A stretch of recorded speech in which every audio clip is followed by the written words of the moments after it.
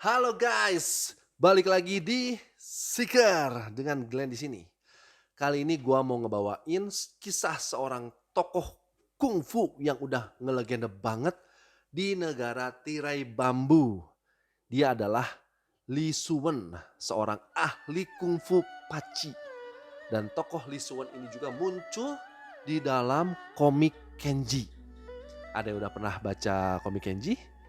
Di dalam komik Kenji itu namanya Lee Shobun.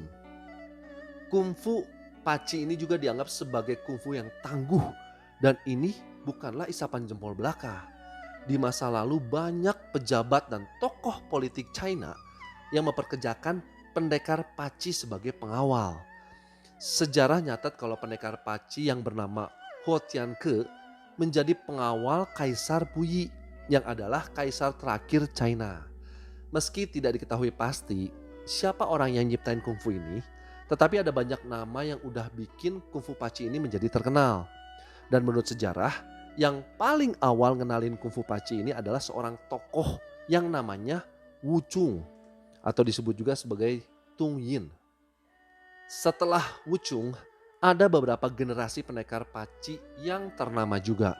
Namun yang terbaik adalah Lee Suwen. Dia hidup dari tahun 1862 sampai tahun 1934. Dan saking hebatnya, banyak orang nganggap Lee Suwen ini sebagai reinkarnasi Wu Chung.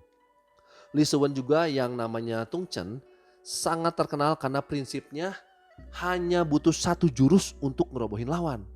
Begitu tangguhnya, Suwen sampai ngomong kalau dia nggak tahu gimana rasanya nyerang lawan tuh 2 kali. Gila kan guys, songong banget dia. Lee Suwen ini lahir di desa Changsha dalam keluarga yang miskin.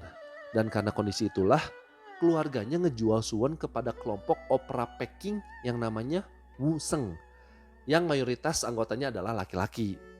Orang tua Suwen ini berharap anak mereka bisa ngedapetin hidup yang lebih baik. Dan kelompok ini nampilin atraksi akrobat yang anggotanya mempunyai bela diri sebagai dasarnya. Namun opera China ini bukanlah jalan hidup untuk Suwen.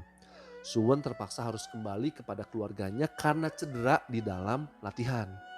Namun Suwen ini masih beruntung karena ketemu sama Qin Tiansheng dari desa Meng yang mahir di dalam ilmu pengobatan.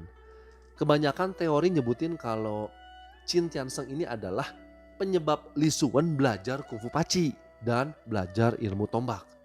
Terus Lee Suwen juga belajar dari Huang Xihai yang terkenal karena berhasil menang saat perang di Sungai Qing sampai ia ngedapetin medali kehormatan. Takdir Lee Suwen emang berubah setelah dirinya belajar kungfu paci ini. Legenda bilang kalau Suwen tidak segan-segan nantang pendekar paci dari keluarga lain hanya untuk ngedapetin jurus pamungkasnya. Bertarung dengan pendekar lain yang lebih hebat tentunya beresiko dengan kematian. Tapi Suwen nggak takut demi ngedapetin jurus andalan lawannya. Dan kabarnya ia ngelakuin hal itu sehabis dihajar dan dipermaluin sama pendekar dari perguruan lain. Suwen ngerasa kalau kungfu paci miliknya tidak cukup ampuh di dalam pertarungan. Masa kanak-kanaknya yang menyakitkan ditambah dengan kekalahan yang dia alami, ini bikin harga dirinya terusik. Karena itulah wataknya berubah menjadi dingin. Hal ini terus berlanjut hingga sepanjang hidupnya. Setiap hari dia ngelewatin dengan latihan kungfu paci dari pagi sampai malam. Teknik yang dilatih Suwon ini kebanyakan adalah gerakan dasar yang sederhana. Cara berlatihnya ini terus berlanjut di kemudian hari waktu yang ngajarin murid-muridnya. Dengan keinginan dan usaha yang keras, ini telah ngebuat ilmu kungfunya itu menjadi maju pesat. Sekaligus ngebentuk karakter dan kungfu paci miliknya itu sangat berbeda dengan yang lainnya. Selain kungfu paci ini, teknik tombaknya juga makin tajam dan terasah. Jadi pernah gini guys, dia itu pernah ngolesin madu di atas kertas. Jadi ini ada kertas, terus dia olesin madu untuk menarik lalat itu pada datang. Dan kalau di komik itu di tembok ya, bukan di kertas. Jadi setelah lalat-lalat udah pada datang dan berkerumun, dia nusukin tombaknya hanya dengan satu serangan pada setiap ekor lalat. Luar biasa kan? Jadi luar biasanya tuh serangan tombak Suwon ini berhasil ngebunuh semua lalat ini dengan sama sekali tidak meninggalkan bekas di kertas atau kertasnya tuh nggak sobek sama sekali. Dan teknik ini tuh nunjukin kekuatan dan ketepatan serangan tombaknya yang sangat luar biasa. Karena itulah Suwon dijuluki sebagai Li Sang Dewa Tombak. Suwon kemudian nyoba ketangguhan ilmunya dengan nantang banyak pendekar yang terkenal. Hasilnya mereka berhasil dikalahin dengan mudah. Tentunya pakai teknik paci miliknya yang terkesan sederhana. Dan makin banyak dia nantang, makin terkenal pula nama Li Suwen. Sampai-sampai jenderal pasukan Tung Pei yang namanya Sulan Shou menjadi muridnya. Nah, sejak itu banyak prajurit dan komandan pasukan yang tertarik berguru kepadanya.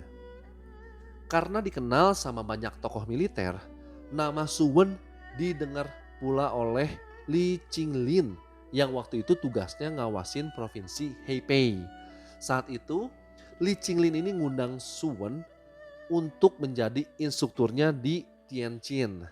Namun Suwen ternyata bukanlah satu-satunya orang yang menjadi instruktur. Karena Li Qinglin ini juga ngundang 2 ahli kungfu lainnya. Suwen kemudian bilang dengan terang-terangan ke Li Qinglin tadi, kalau 2 orang yang diundangnya itu nggak layak jadi instruktur. Suatu ketika Li Qinglin ini ngadain jamuan makan malam dengan ngundang banyak tamu terhormat, termasuk Li Suwen. Setelah acaranya beres, Li Qinglin ini ngizinin 3 pendekar yang telah diundangnya untuk nunjukin teknik bela diri atau kungfunya masing-masing. Dan sehabis nunjukin tekniknya, Suwen nyatain di depan 2 pesaingnya kalau dia hanya akan pakai 1 teknik aja untuk ngalahin kedua lawannya itu. Dan hal itu tentu aja nggak dapat diterima sama kedua lawannya. Apalagi teknik yang diperagain Suwen sangat sederhana dan kelihatannya tuh tidak tampak berbahaya. Merasa diremehkan, salah satu dari pendekar itu langsung nyerang Suwen. Tapi serangan itu dengan mudah dihindari sama si Suwen. Dan si Suwen langsung ngelakuin serangan balik berupa serangan telapak tangan ke arah wajah penyerangnya. Hasilnya sungguh mengerikan. Karena bukan hanya berhasil mematahkan tulang lehernya atau tulang leher lawannya. Tapi serangan Suwen ini juga bikin bola mata lawan ini sampai terlontar keluar. Dan lawannya tewas seketika. Melihat rekannya yang tewas, pendekar kedua langsung nyerang Suwen. Tapi dengan tenang, Suwen pakai teknik telapak tangan yang sama ke kepala lawannya. Dan melihat hal itu, lawannya segera menghindarkan kepalanya ke samping. Tapi telapak tangan Suwen itu masih berhasil mengenai bahu lawan dan bikin tulang bahu lawan itu keluar dari persendian. Gak hanya itu, serangan yang meleset itu juga mematahkan tulang selangka lawannya. Tulang selangka itu ini guys, ini tulang yang nongol nih. Namun pendekar yang satu ini juga masih beruntung karena masih hidup. Meskipun cederanya sangat parah. Nah, Li Qinglin ini ngerasa sakit hati sekaligus marah. Karena Suwen ngebunuh dan ngelukain pendekar yang udah diundangnya. Dendam dalam hatinya Li Qinglin ini ngebuat hubungan dengan Suwen ini jadi makin memburuk. Dia merasa sangat kecewa. Dan Suwen akhirnya kembali ke kampung halamannya di Chang beberapa tahun kemudian. Beberapa waktu setelah kejadian itu, Li Suwen bersama dengan muridnya yang namanya Liu Yinqiao, dalam manga Kenji itu disebut Liu Gekyu. Nah, mereka itu berkunjung ke Santung. Keluarga Suwen ini masih punya koneksi sama beberapa pejabat militer di China Utara. Waktu itu selain pengen ngunjungin temennya, Suwen juga ingin nguji kemampuan Liu Yinqiao ini di dalam pertarungan. Nah, waktu itu mereka tinggal di rumah Jenderal Chang Xiangwu yang juga muridnya Suwen, sekaligus gubernur provinsinya Santung. Saat itu beredar cerita kalau Suwen bisa makan ayam berikut dengan tulang-tulangnya. Dan yang lebih menakjubkan lagi, Suwen ini bisa ngangkat batu-batuan terus dihancurin dengan cara dikunyah di mulut lalu dimuntahin lagi. Liu Yinqiao ini sebagai murid terakhirnya cerita kalau teknik Suwen ini terlalu tinggi sampai gak ada orang yang mau latihan sama si Suwen. Namun di sisi lain, Suwen ini ingin nyalurin energinya yang sangat besar. Bahkan karena ditinggal sama Yinqiao ini waktu ngejalanin pelatihan militer, Suwen jadi gampang marah dan ngusir rasa sepinya dengan latihan seorang diri. Waktu itu kota Huang itu punya kebanggaan karena ada 2 pohon beringin yang sangat besar dan bagus. Namun akibat dipukul sekuat-kuatnya oleh Suwen, pohon besar itu rontok daunnya dan mati. Di sepanjang hidupnya, Suwen telah bertarung dengan banyak pendekar dan kebanyakan lawannya pasti mati. Atau jika hidup, tentunya cedera parah. Meski setelah menjadi gurunya Yin Xiao tadi, dirinya jadi jarang bertarung lagi. Tapi musuhnya tuh udah kesebar di mana-mana. Suwen ini sebenarnya bukanlah orang jahat. Tapi baginya, tewasnya lawan di dalam pertarungan hanyalah resiko. Hingga ya gak perlu dirisaukan. Tapi akibatnya banyak keluarga dari pendekar yang telah dibunuhnya itu jadi nyimpen dendam dan benci sama si Suwen. Tapi karena gak mampu ngalahin Suwen yang tangguh, mereka mencari jalan lain untuk membunuhnya. Suwen sadar banyak orang yang menginginkan kematiannya.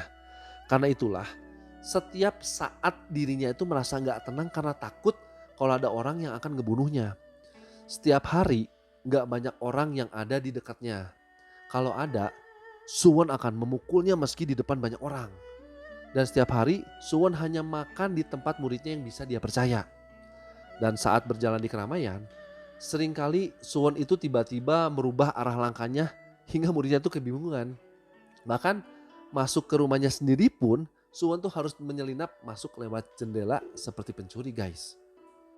Di tahun 1937, di dalam suatu perjalanan kembali ke kampung halamannya, di sebuah penginapan di Tanfang, akhirnya Suwen mati setelah dikasih racun. Dan apa yang terjadi pada Li Suwen ini seakan-akan mengingatkan pada ungkapan lama bela diri China, bahwa orang yang memegang pedang atau ilmu bela diri juga harus memegang gagangnya atau hati dan rasa kemanusiaan.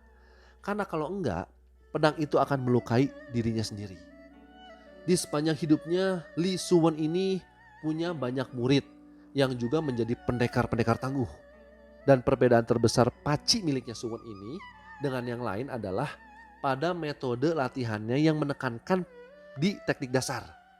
Ada satu kisah di mana Li Suwen nggak ngasih teknik apapun kepada muridnya di dalam waktu hampir setengah tahun, kecuali 1 sikap kuda-kuda. Jadi mereka tuh selama setengah tahun tuh belajar kuda-kuda aja terus kan.